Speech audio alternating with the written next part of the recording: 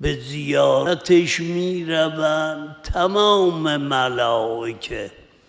هر شب جمعه دور قبر او می گردند، اما یک زیارت استثنایی، یک زائر براش میاد، تنها هم نمیاد، با 1000 پیغمبر، با 1000 صدیق، با 1000 شهید، با 1000 ملک از ملائکه کروبیین، همه همراهش میاد به زیارت. این زائر کیه؟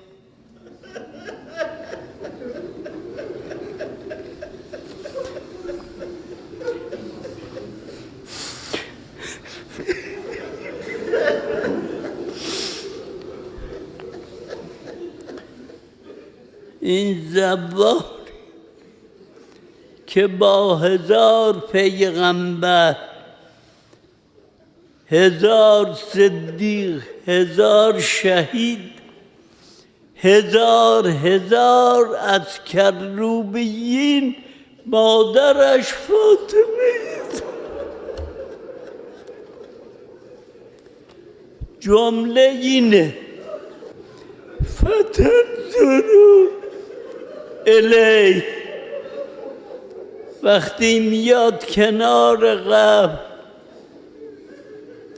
چشمش میافتد به اون بدن، دیگه گریه نیست، ناله نیست، شهقت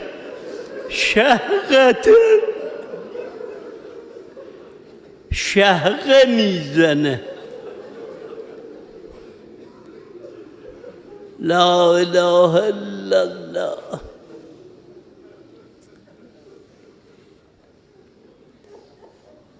ما من ملک فی السماوات، نص روایت معتبر اینه: وقتی چشم زهرا به اون بدن میفته و اون شهقه رو میزنه، هیچ ملکی در آسمان نمیمانه الا این که دست از تسبیح و تهلیل بر میدار.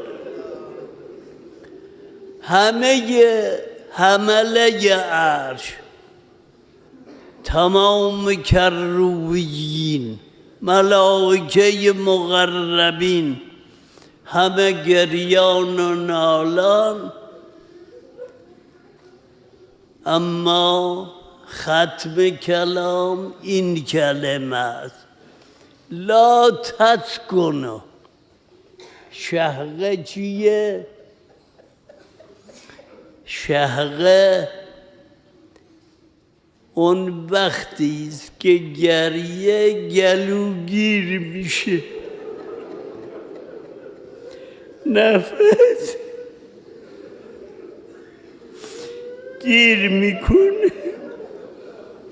لا تسکنوا، آرام نمیگیره، عالم وجود منقلبه. حتی یأتی النبی،